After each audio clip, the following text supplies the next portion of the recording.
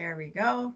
Welcome to Workforce Wednesdays. We are so excited to have so many of you joining us today for February's Workforce Wednesday event.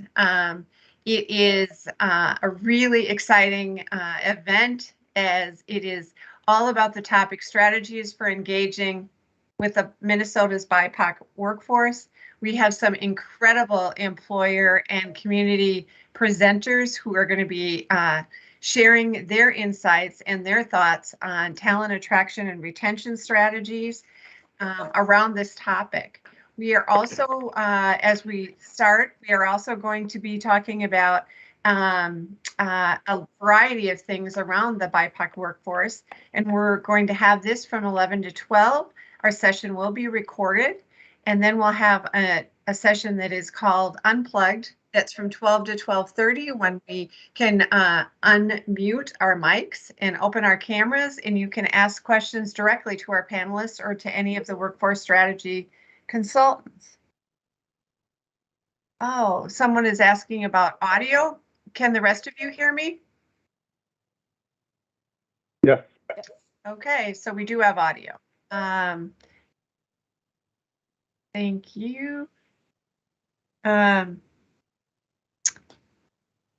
Okay, just a little more introduction. It looks like other people are hearing. So a few other things. The series is put together by our workforce strategy consultant team at the Department of Employment and Economic Development. We call it DEED.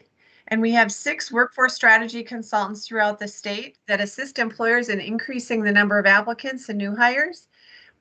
They also work very closely with offering employers some new tools and resources to assist them in their current programs and their current training program and access to those programs. They also work on diversity, equity, and inclusion initiatives, and work on things that allow employers to be recognized as an employer of choice in their industry. So we have 4 strategists with us today. Adeshewa Adesiji, who is going to be leading this and gave us a little wave. Jessica O'Brien, who is the workforce strategy consultant for the Southeast. Della Ludwig, who is the consultant for the Central Minnesota. And Jessica Miller, who is also our South Central Southwest workforce strategy consultant. And I was remiss in saying Adeshewa is responsible for the metro region.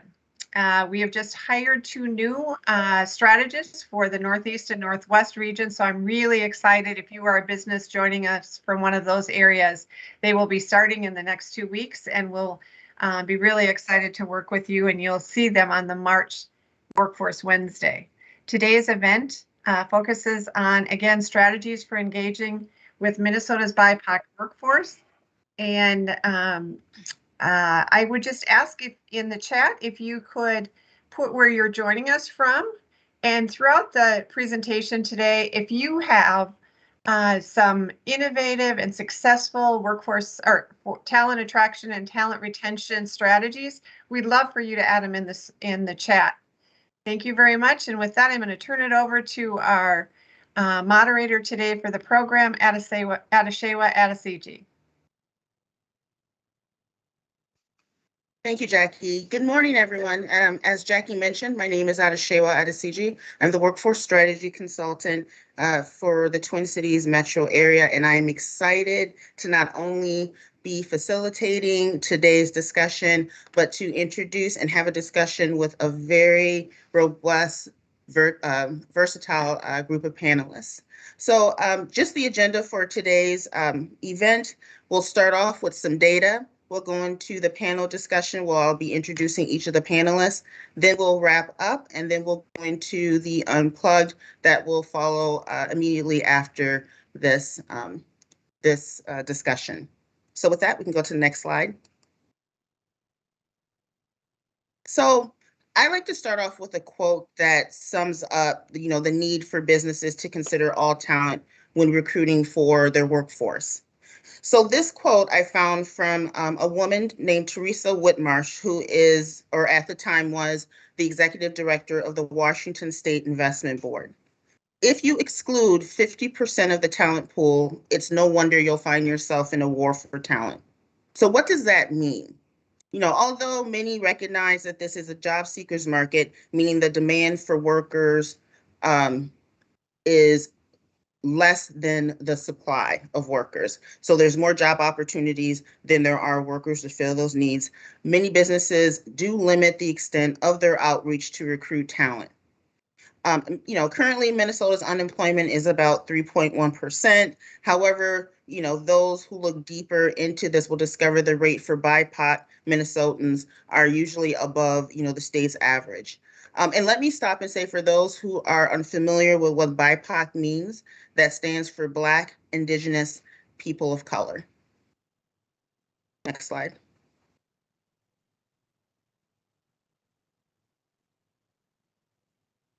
So when I started, or when the Workforce Strategy Consultants started having this discussion, one of the things that we looked at was Minnesota State's demographic data, especially the projected populations for Minnesota.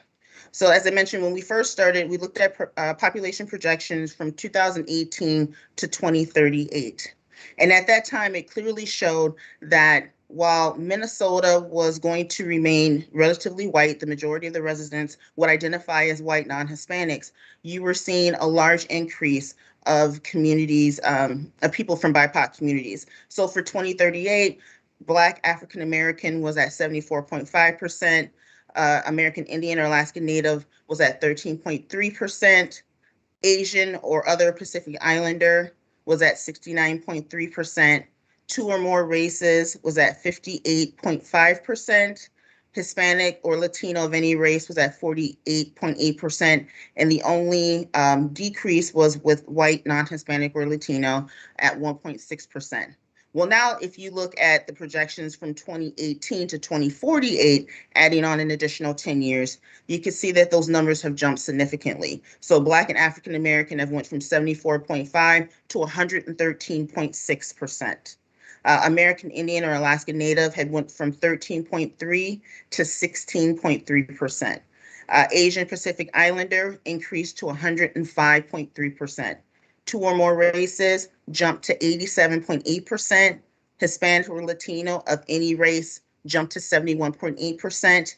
And once again, white, non-Hispanic or Latino decreased to 5.5%. So once again, what this is telling us is the majority of residents in Minnesota will identify as white, non-Hispanic or Latino, but those populations, not only in the metro, but within greater Minnesota that fall under BIPOC will increase significantly.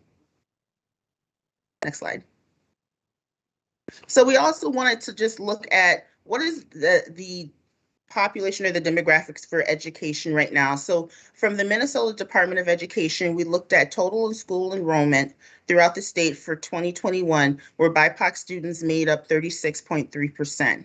When we looked at kindergartners from 2019 to 2020, what we saw was that male and female, relatively it's 50-50, males being a slightly higher than female kindergartners.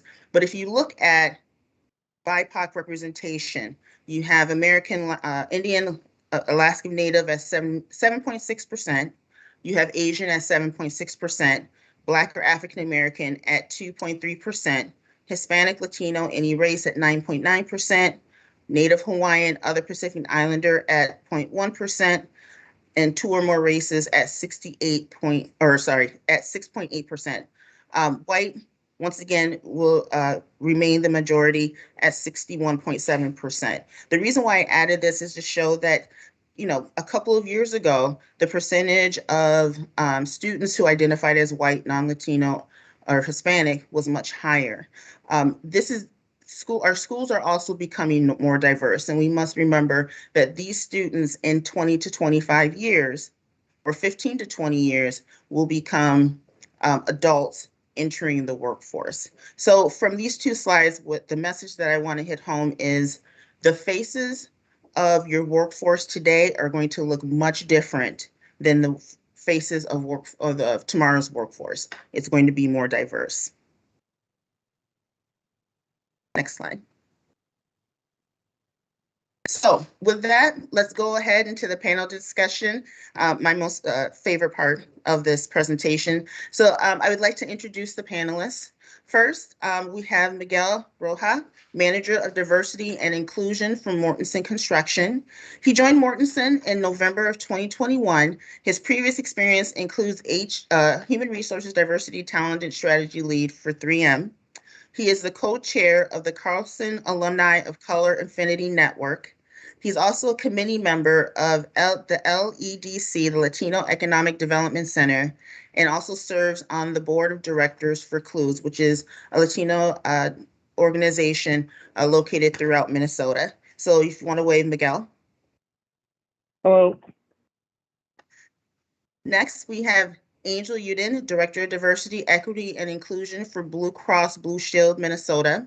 She joined Blue Cross Blue Shield in August of 2019. She has over 3 decades of leadership development, business strategy, project management, and conflict resolution experience. She's a qualified administrator of the Intercultural Development Inventory, or the IDI. She serves on the Twin Cities Diversity Inclusion Roundtable, and she has a bachelor's degree in business management from Capella University. Angel, if you'd like to wave. Good morning. Good morning. Next, we have Mary Knutson, Human Resource Manager for Grady Holdings, located in St. Cloud. Overall, 19 years with the company, 4 years as an HR manager, and then 14 years as the assistant HR manager. The company is a heavy manufacturing, 10 locations statewide. It also has outstate locations, including Wisconsin, Michigan, Indiana, North Carolina, Pennsylvania, and Alabama. So Mary, if you'd like to wave. Hello. And last, but certainly not least, we have Lana Oswaltsen, band member, recruitment manager for Grand Casino Mille Lacs. She has worked for Mille Lacs Band of Ojibwe for 30 years. She's a member of WEWIN, Women Empowering Women in Indigenous Nations, and she's also an Army veteran. So Lana, if you'd like to wave. All right, so with that, let's go ahead and go straight into the discussion. So this question is for everyone on the panel, so whoever wants to start first. Why now? Why is it so important now to engage with the BIPOC workforce community? Once again, BIPOC standing for Black, Indigenous, People of Color. Well, I'll start. I don't think there's a why now. I think there's a why the focus. This has always been a focus for many major corporations that understood the impact of diverse workforce and how it impacts profitability and the bottom line.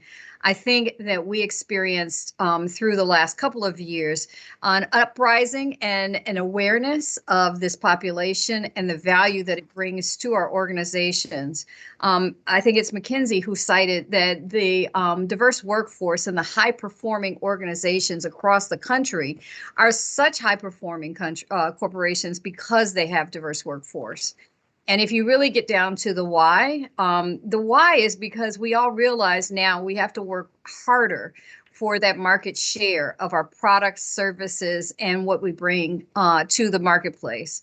And doing so in a homogeneous fashion is only going to yield a certain level of population. There's a social awareness and consciousness that happened as a result of the racial uprising recently. And so now people realize that you need the proxy voice of the community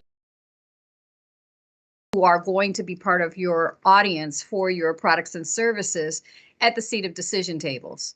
And so that's why now, because there's a realization that you can't exist and function and be profitable if you're doing it from a homogeneous standpoint. And you showed the statistics right there yourself. These are the people who are out in the workforce, but guess what? They're also consumers of those services and products. And if we're not being cognizant of the cultural nuances of that population, we're going to become smaller and smaller as the work goes on. So having a workforce that reflects that is excuse me, is really, really critical. Thank you. Anyone else? I'm happy to jump in here and definitely to go off of what Angel was speaking about. And just to, give a little bit more stats is that nearly 59 million immigrants have arrived in the U.S. in the past 50 years. So we're looking at 60 million immigrants who actually have arrived in the past 50 years. And then we have to think about the next generations, right? My grandfather, he immigrated here from Mexico. And so from that family spawns even more kids. But even today, a near record of the 14% of the country's population is foreign born, compared with just 5% in 1965. So I know Angel mentioned a little bit more about the products and services. And so it's going to be very important going forward to be representative of our communities. The demographics are shifting quickly and fast. And so what will this lead to? This will lead to better services for customers, higher revenues, increased productivity. Our country right now is more diverse than ever. And Minnesota, as you saw in those numbers, is increasingly going to become more and more, it's going to change in a very, very positive way. And we need to be prepared, if not ready right now, to serve our employees and our customers, because again, the data is there and it supports it. And we want to also bring a social justice lens. It's good for business. It's also good for social justice. Right. Nah. And go ahead, you can go. Oh, no, that's okay, Lana, you can go. All right, from a Native American perspective, we've been underrepresented in the workforce for way too long. Our people have a deep sense of the land, Mother Earth, community, our family. We are now becoming highly educated. We've got degrees on degrees. Many of our people are multi-degreed. We're very loyal, so we can bring a lot to the workforce. We're just an untapped market that's not represented out there, not in the media, not in the workforce.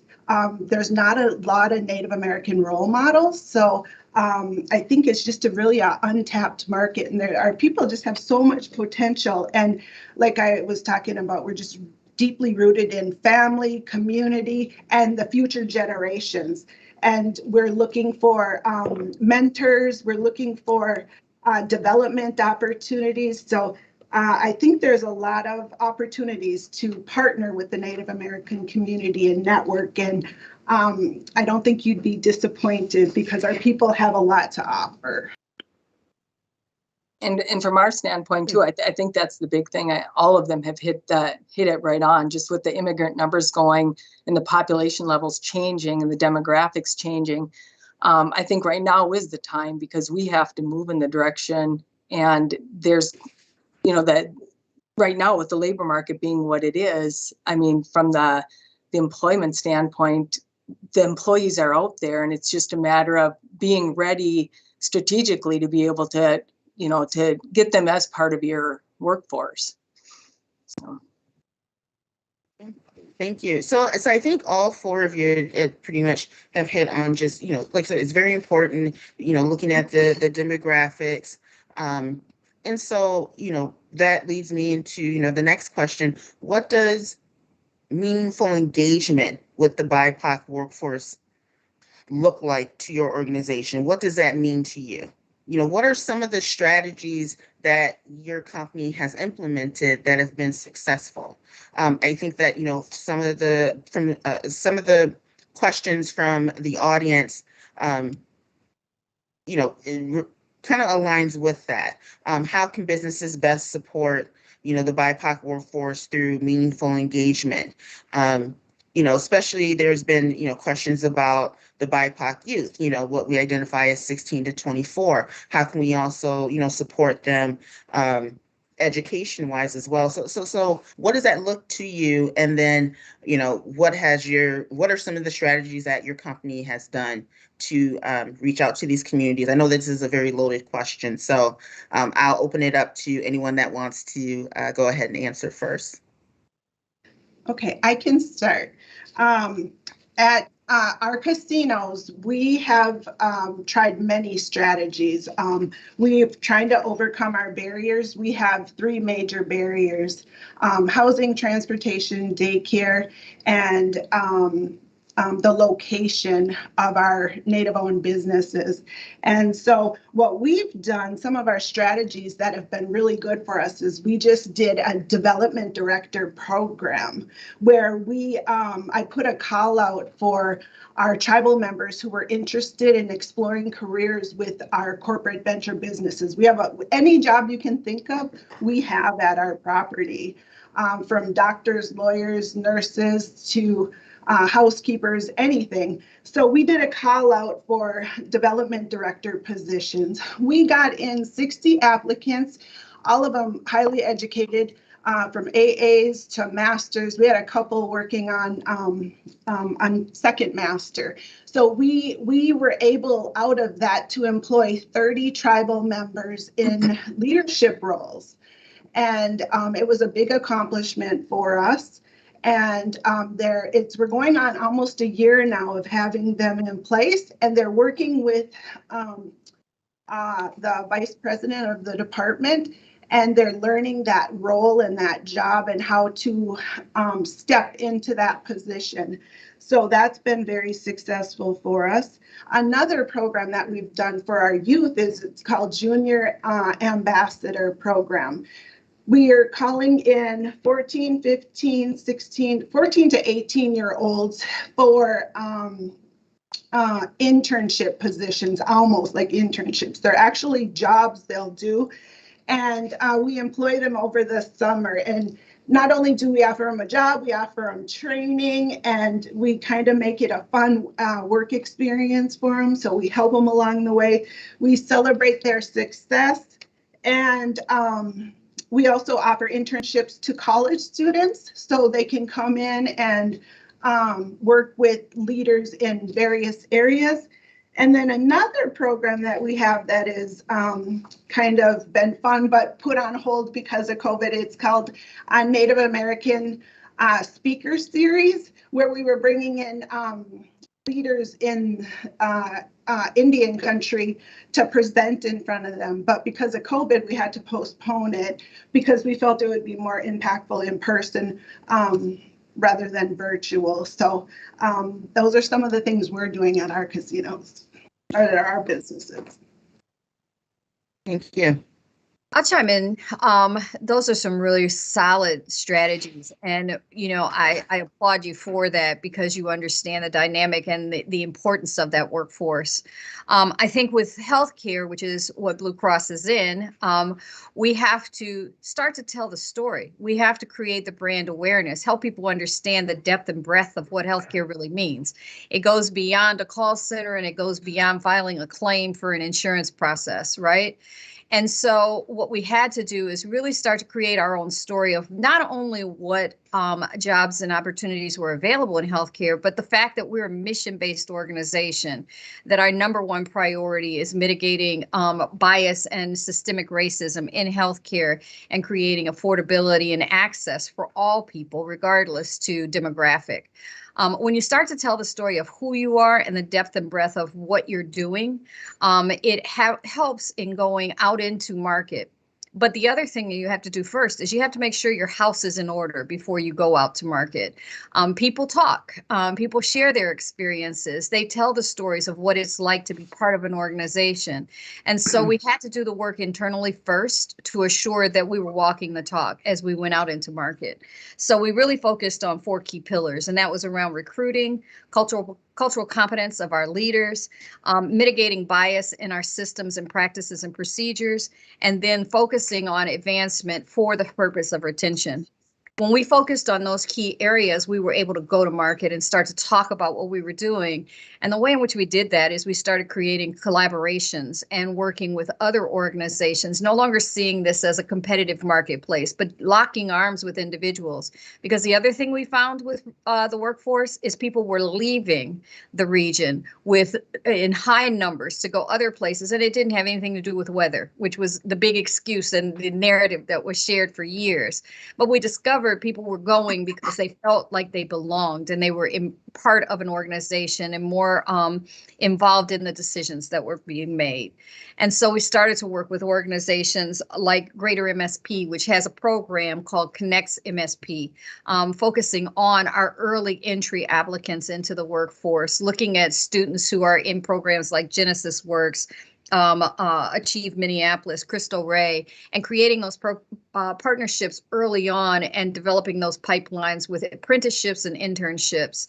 And then looking at organizations like the Minnesota Business Coalition for Racial Equity, MBCRE, which is a really strong coalition of about 80 different corporations across the community, and talking about best practices and where do we go to recruit? How do we look at recruiting differently? We no longer can post a job and they will come. We have to be really more creative and be part of community. So we can't just show up and not be committed and embedded in community. We really have to be part of what goes on and understand the dynamics of community so that when we say we want that talent, they understand that we're genuine and authentic about that. So a lot of engagement and focus groups and conversations with the talent base on what is it that you're looking for? What kind of organization do you want to be a part of? And how can we be one that you consider? So, you have to start early. So we even one of the programs we're engaged in now is a program with Hennepin Healthcare, which is looking at children who are middle school, trying to encourage them to consider healthcare as an option, and the variety of roles from IT to social work that exist in healthcare, and the pathway to see themselves in that space by presenting them with individuals that look like them in that space, give them something to aspire to. So we start earlier. So 16 to 24 is definitely the space that we're playing in, as well as the seasoned associates. So those are some of the strategies that we've employed. But again, you have to start inside and then go outside so you have something to talk about.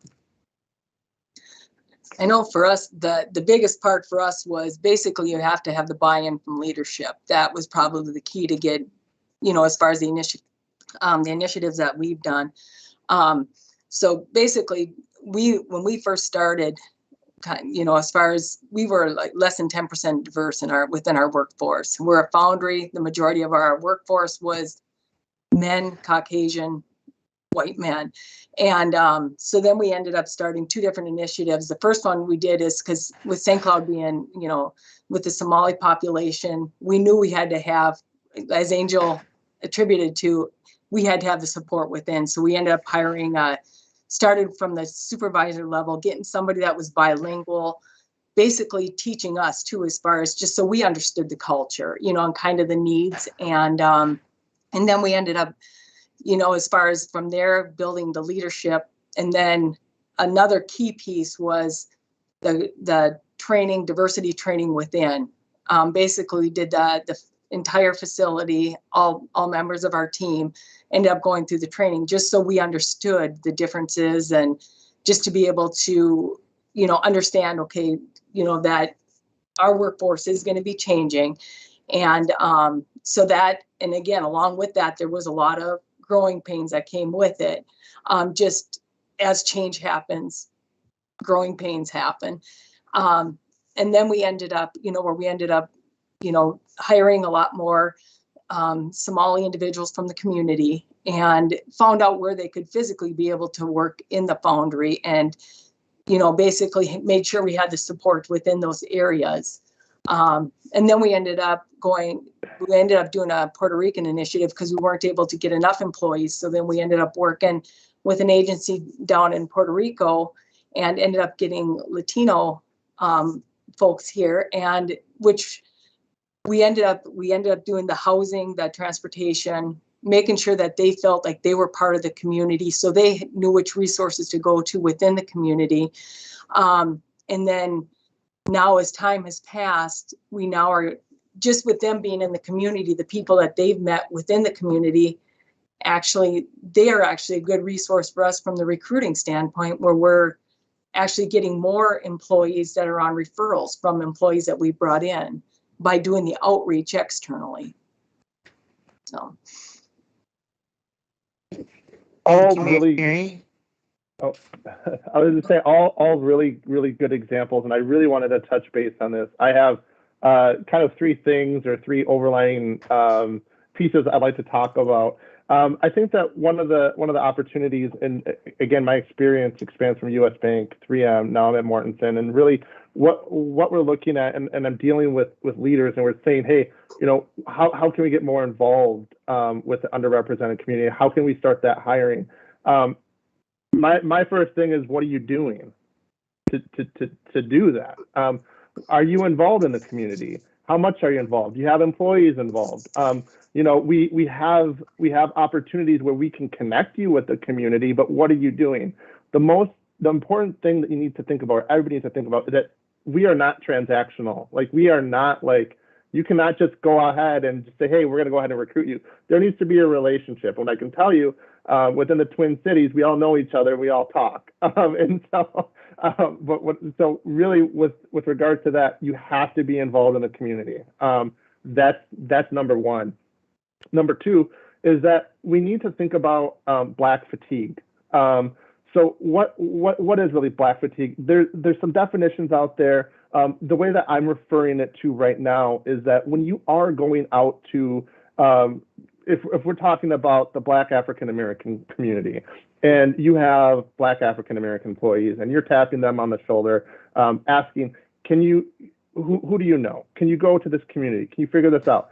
Can you go on the speaking panel? Can you do this for us? That's been higher than ever in all of our corporations. And what I like to say is, well, what are you doing to support these employees? Are you promoting? Are you retaining? Are you advancing? What's the pay equity? So is it fair now all of a sudden where we need these employees and we're asking? So we need to also keep in mind that there is Black fatigue, because it's not only inside the company, but it's also outside the company, because there are issues outside of work as well. And so number three, kind of going back to the internal part, like, what are we doing at Mortensen and what have I been involved in? We have business resource groups that support our company as a whole. We do it as business enablement. How are we enabling our business? How are we enabling our leaders? We do team talks, which is our learning and development. We work very closely talking about DEI topics. Our most recent one coming up, and this is a little bit more tactical, so I'll get into this a little bit more. We're talking about belonging right now, and that's going to be a topic. And again, it's going to be dependent upon the topics you pick are going to be dependent on where you are at in your journey as a company. And so this journey with Mortensen, belonging right now, is a perfect topic. I think for, I know Angel well, it could be a little bit more of an advanced topic, knowing her background. But we also are doing volunteering. So Sonia Simpson on our team leads our ACE mentorship, which is architecture, construction, and engineering. And this is all for high school students that are underrepresented. We're also involved with Cristo Rey, which is another high school experience for Hispanic Latino students. It's a national organization. And then we also have, we are having conversations, and I have built a relationship with, it's a program, it's called HBCU First, an amazing organization. It's virtual, and it also provides mentoring opportunities and a chance to connect with Black African American students who are going to HBCUs. In addition to that, we also do monthly lunch and learns. And I would say, to wrap it really all up, is that we are building more of the community relationships as well. So keeping that as a whole, what are we doing for the advancement, the retention, and the promotion and the recruitment for our underrepresented population? And so we do quarterly senior leadership trainings. We do get involved. We are looking at every asset as we can. And so the benefit at Mortensen compared to much larger companies that we can move very, very fast, and it's been proven so. So those are just some highlights that I wanted to bring upon this conversation. I No, just want to add one last thing, and that is Mhm. that this can't be performative. If you're showing up just because it's the right thing to do right now, it's the top trend and everybody's trying to recruit BIPOC people, we see through that. And so someone asked, what are you doing in community? You got to actually give to community before you ask. And so a lot of us show up and we do presentations, we do coaching on how to build a resume, how to build your personal brand on digital platforms. There's a lot that you can do digitally. Platforms like LinkedIn have the ability and the capability to do video promotion and to engage with other associates or individuals out in the market. But you got to be real about it. You have to put some skin in the game. You have to be in community. You have to listen to the voices to learn, not to defend and deflect. And you have to engage them in the conversation and get them to the table. So again, key to recruiting from these market segments is not performative activity, but genuine and authentic and invested activity. And I think all of us have illustrated that in the passion that we have, but that's the guidance I would give to other organizations as you go about this. Don't just go out and seeking, because people will feel quota calculating. They don't want to be part of your tokenism. They want to be part of your organization. Great. I mean, this question alone, we could continue talking about it for the rest of the webinar. There's a couple of things, I was taking notes as people were talking that I definitely agree with. One definitely being, not being performative. To me, that's kind of you're insulting someone's intelligence when you're not being authentic about, wanting to connect with those communities. Mary had mentioned, it starts with leadership. It's sometimes from the top down. If you don't have leadership involved, the work is there's no use in continuing, the efforts to diverse your workforce. And looking, making sure your house is in order. Miguel, I think you had mentioned that too, or Angel, someone had mentioned that is making sure that you have all your ducks in a row before you go out. And I mean, lastly but not least, actually going outside of your walls, as I like to say, going outside the box, outside your company. Instead of expecting them to come to you, it's necessary for you as the employer to go out to them. And so, I mean, all of you guys have hit some great points. So, thank you. That was a really good question and a good discussion. But, we have so many more questions. So let me continue with the next one. So, currently, much of the conversation around BIPOC has focused on the needs of immigrants and new Americans. So BIPOC communities such as African Americans, indigenous populations, and other American-born BIPOC residents have voiced their frustrations on not being included in the conversation. Knowing there's a difference in the nuances of values and challenges within these communities, what are your thoughts on what businesses can do to be more inclusive in welcoming these communities into their workforce as well? So overall, not only focusing on immigrants and new Americans, but other communities within the BIPOC communities. And I'll open that up to anyone to want to start.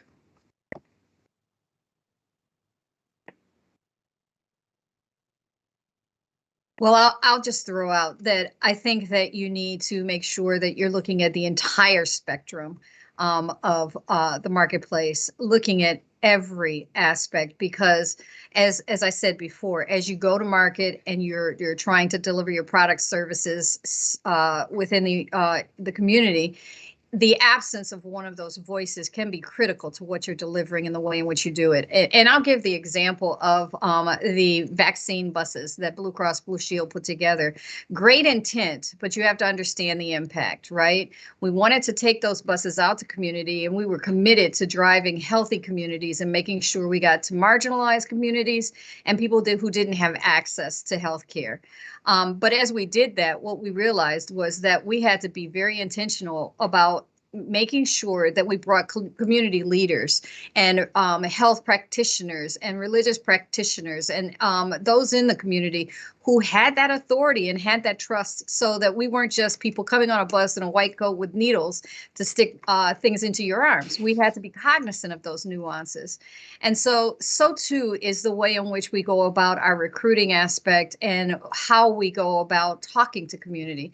So you can't just start to categorize and say we're only going to go with the immigrant community or the native land community or individuals who were born and raised in the country. What we have to do is make sure that what we're presenting and where we're going is where we're missing that representation.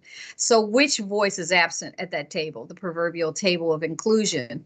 Which voice has not been captured, or which voice might actually be silenced because of who and what they are? And that's the voice we need to lift up. So, and also give them space, because there's a whole big difference in inviting someone to the table, but not letting them talk. And certainly we all want to be in the room, we want to be at the table, but we want our voice heard.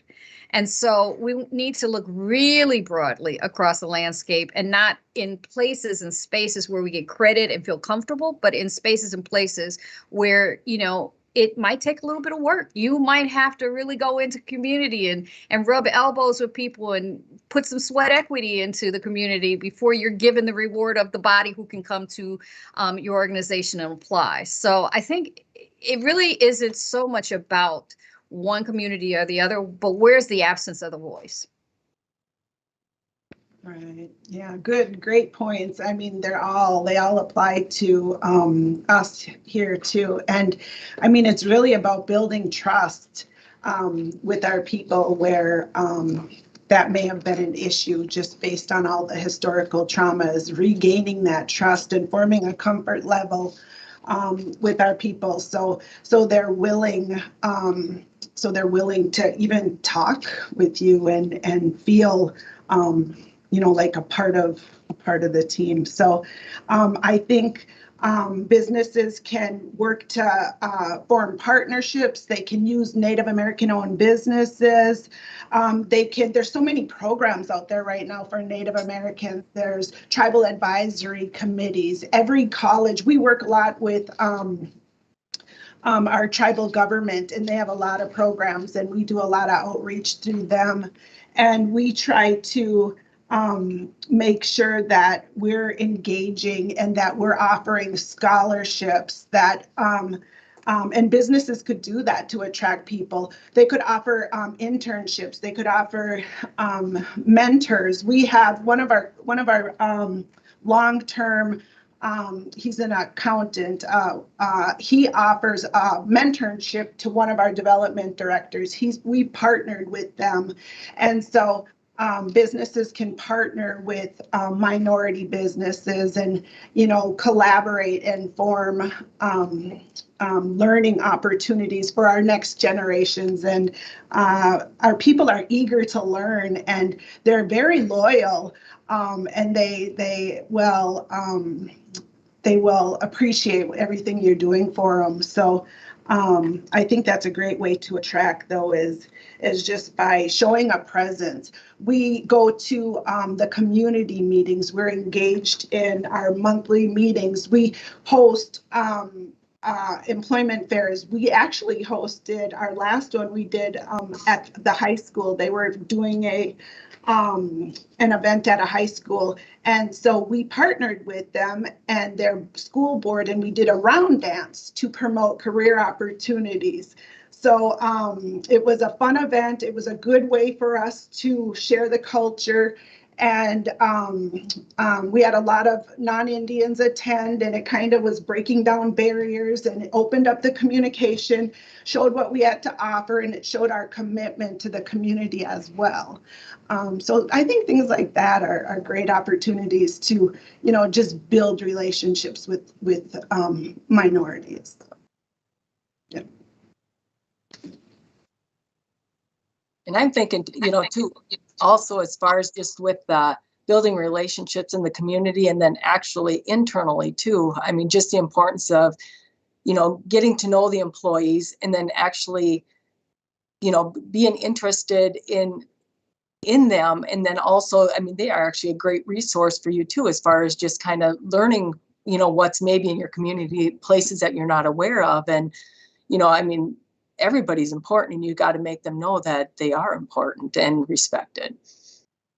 So, you know, one of the things I would question is, what are the barriers to employment? Why are people, we've got a workforce that is lagging right now. You know, we've got all these jobs and people don't want them. So how do we entice them to come back? And so my biggest question is getting into community and asking them why. What are the reasons why you're not engaging? Why are you not interested in applying for the roles? What do we need to do as employers differently to encourage you to come on board? Because it seems as if there's no amount of money or benefits that we can throw out there. So now we got to get to some of the root causes. Is it transportation? I think you mentioned that once before, Lana. Is it childcare that is an issue? You can't come because you can't get childcare and it's too expensive and the salaries don't match the demand for childcare. What are some of those barriers? And if we can start to solution for those barriers, maybe we can entice people to return to the workforce. Right. And, you know, that kind of reminds me, I'm sorry, go ahead. No, go, please. It kind of reminds me of a program that we created because of that. It was called You Pick, and departments actually allowed, they put out schedules based on business needs. And so our tribal members got to pick their schedule, and when they were available to work based on their daycare or their transportation. And so it really helped us retain tribal members at the company, because they were in control of their schedule, and they honored their commitment because they picked the schedule based on their needs. And it was a great partnership with the company because it helped business needs too, and it opened it up for during high volume times when staffing was at a low. So it was a win-win for both the company and our tribal members. So it was a good program that we have going too. So. And just to add on like a little bit more to what Lana and Angel was speaking about, is that you're getting this underlying theme of this transformation. And so what I wrote down is, to get employees you've never had, you need to build strategies you've never done. You need to do and build opportunities you've never seen before. It might feel a little bit uncomfortable. It might feel a little bit outside of the box. But if you want employees, you're going to have to build programming and look into solutions. And Angel mentioned talking to the community, you will start to get more of those answers. No, I like that. Miguel, what was that again? What was the quote that you written down? Can you say that one more time? Oh, I said, to get employees you've never had, you need to build strategies you've never done. Okay. I like that. That is so true. So true. So true. The definition of insanity, we all know what that is. Yes.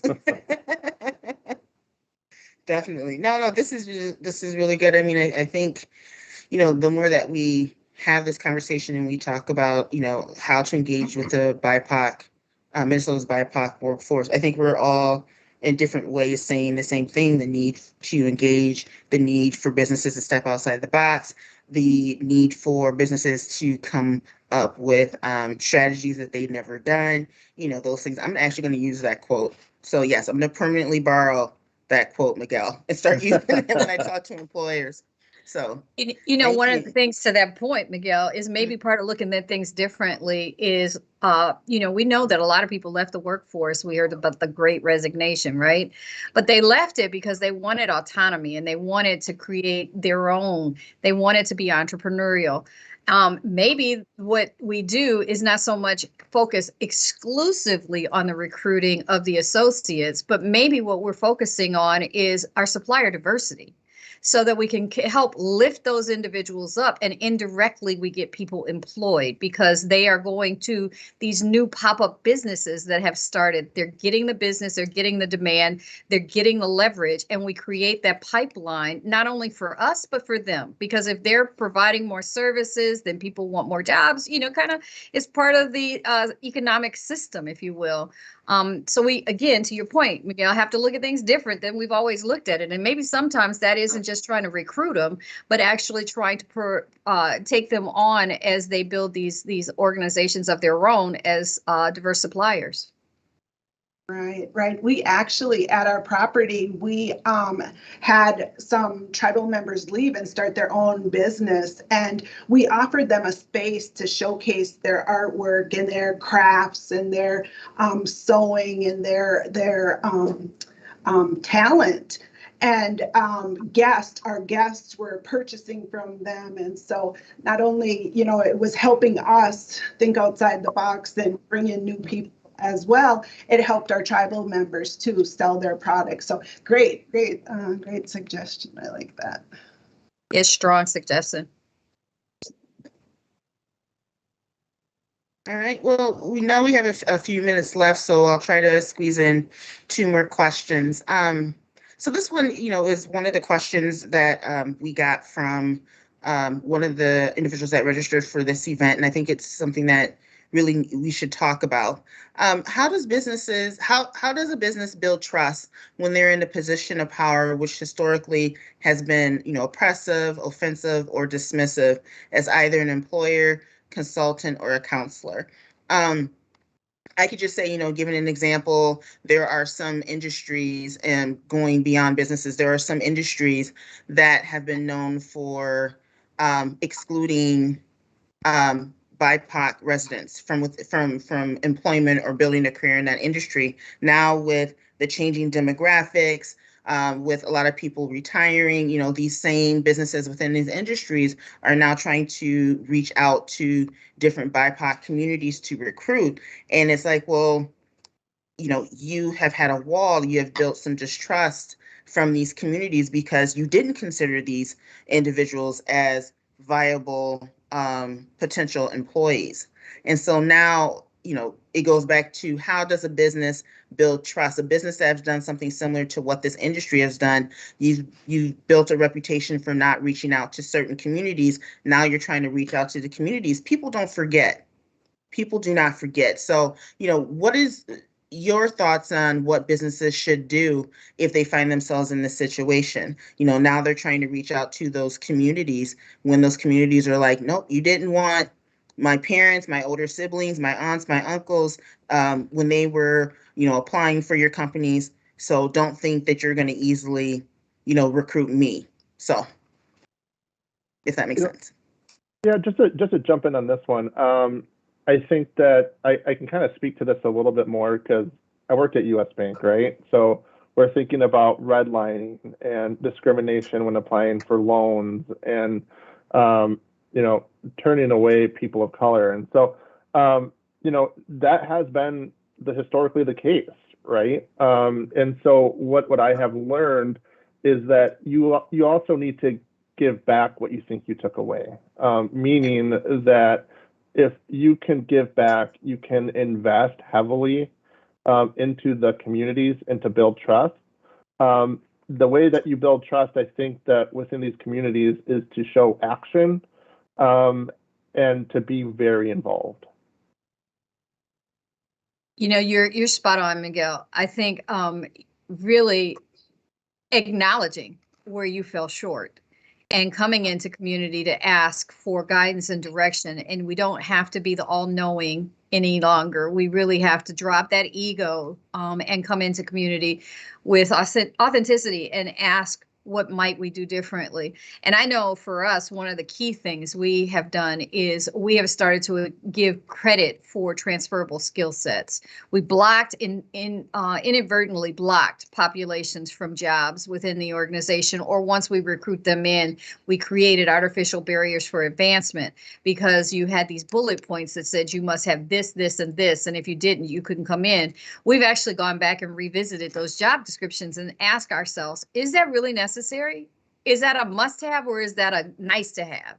And if we can give credit for something that is a parallel skill set that really is going to give them an opportunity to come into an organization, should we consider that? And so we've really started to focus on that a lot more instead of those traditional, very bulleted job descriptions and job postings. I was in financial services prior to coming into healthcare, and that was the same thing. Miguel and I circled in a lot of the same spaces, and we talked about, how can we increase BIPOC representation in our organizations? Well, one of the challenges, we had unrealistic expectations. You must have a portfolio pre-existing. You don't have any pre-existing skills or history in this discipline. Well, how am I ever going to get it if no one's going to open a door, right? And so who's going to be the brave one who opens the door and takes the risk because I have some of the attributes that can be built upon to make me who they want me to be? Because maybe I don't have an existing current portfolio, but did you not have one before I joined? So can I take that one over and build upon it? Are those skill sets there? So really acknowledging those things and eliminating artificial barriers that no longer have relevance and acknowledging transferable skill sets. Okay, thank you. Oh, go ahead, Mary. No, I was going to say too, because I think one of, too, is the community involvement, I think is a big piece of it. And then I think too, as far as just the trust within the organization, where I know we had the barrier of the language. So we made it a priority to get interpreters, translators, and getting our documents translated into multilingual, just so we could have the three languages, and we ensure that when we do employee events that we make sure that we're able to include everybody as far as just with whether it be the food options that we offer. And then when we're doing the communications, we make sure it goes out in all three languages, just so everybody gets the same message. So just to kind of rebuild within, and then to, and then hopefully too, as far as, okay, where it starts turning positive within the organization, then hopefully they talk to the community members outside too, and family members, and hopes to, recruit that way as well. Word of mouth is strong, positive and Yep. negative. Right. So just one last question really quick from everyone. What is the one takeaway you want to share with businesses from this discussion? The one takeaway. Mine would be, it won't happen overnight. Yeah, I'd say roll up your sleeves and get into the community and find out what's happening and what the need is and what the barriers are. And to Miguel's point, stop doing the same thing because you're going to get the same results. And then I'll just start showing a presence. Sorry. You go, Lana. ahead. You go. We're always on the same page here. On the same page. I keep interrupting. Yeah, show a presence. Don't be afraid to hold fierce conversations. If an apology is due, give the apology. Start breaking down the barriers, and don't be afraid. There's a really good book, Everything You've Always Wanted to Know About an Indian, but We're Too Afraid to Ask.